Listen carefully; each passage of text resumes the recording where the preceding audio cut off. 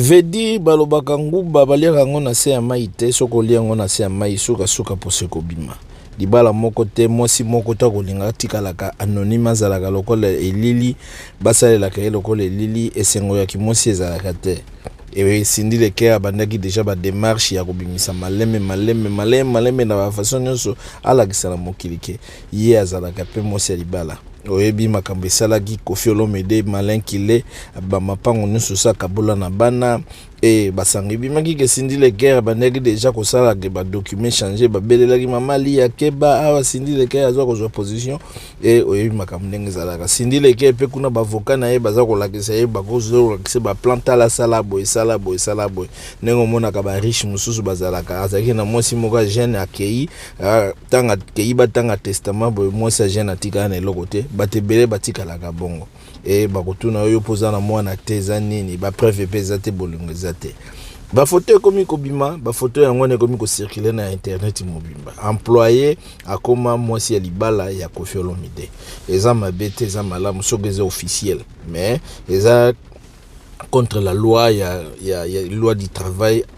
boss ori kolinga d'abord employé na yote bon eza makamba Congo Afrique ezalaka nango toujours makambo ngo bato ba comprendre te po ba africain mutu na biso esalaka na contraire bon ba loi ya biso pe Afrique na ba mboka ba poto eza différent na poto soki oza employé mobali oboki kolinga na faut ezala officiellement ba officialiser mais soki eza kantimini boye moi si soka ko porter plainte et ko dommager mingi surtout soki oza boss na ye batebele surtout na États-Unis awa bagabasi ebele baganya ba mbongo pa ba mibali ba patron ba PDG ba banayi kosala bon revenons nos moutons eza vraiment lisolo to kotite lisolo ezali ke esengo sali ngai pour ebi nga na supportaka Cindy mingi na lingaka Cindy mingi na mona kazaka toujours mama wanenge baba na ekolobane yepe mwana te nini te Koffi abombaka ye kaka alinga kolakisa na public te vraiment ke aliaka mbuma mbuma yango wana oliaka molingaka te bato bayeba Cindy Leker pali alembi na ye kozala anonyme ba photo yango wana bakomi kolarge to yebi te ba photo soki utu ebimika dalene ya boyebu oyebi internet te pendenge etlaka Koffi ko wanga na ndenge ni mbanga ya boyo Koffi azo kolia mbanga abendi Cindy vraiment Leker donc ba bijou ezalaka te mama Lia soka moni ba photo na yebi te bon mama Lia pe musika ngo ya Paris Koffi Olomide pe na Kinshasa ba mampu ya l'équipe papa pe fo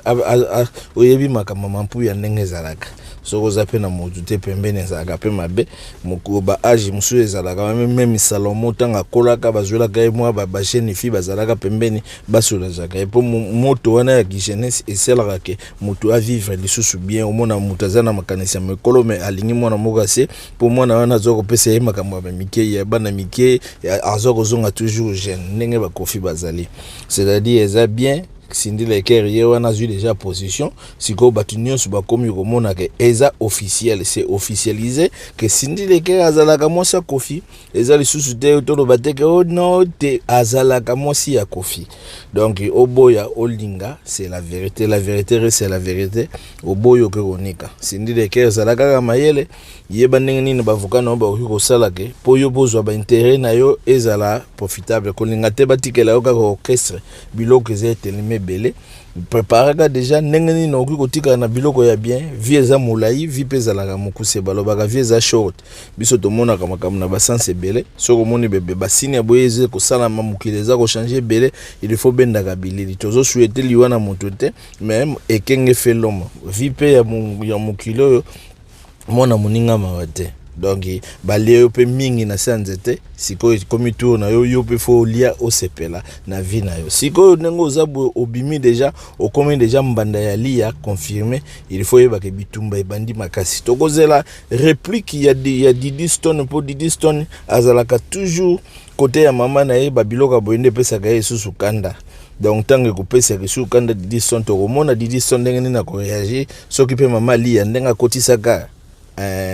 divorce na mairie soki pe bako accorder divorce ngo bon libala pe mama Lia pe libala musika mama Lia pe ta musupa za na nzombo le soir ne pe pembene mutaye ba pete po Koffi pe musika mama Lia pe Paris pe musika oyebi ke biso no sto comprendre ke moi ndenge to bana ko kola utokanza ga makambo ngo ezala kaka mobali mutalinga moi si pa linga pe moko pe loko wana senga ke fo mutu pe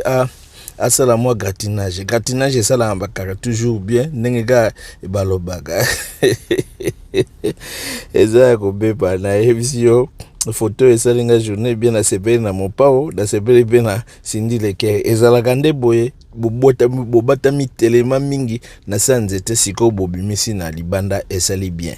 bosala kaka libala yango ekende bien nzambe asunga bino bozala na bana ebele bobota lisusu ekosala mpe biso bien à suivre tokómi na réplique oyo eza koya bye bye.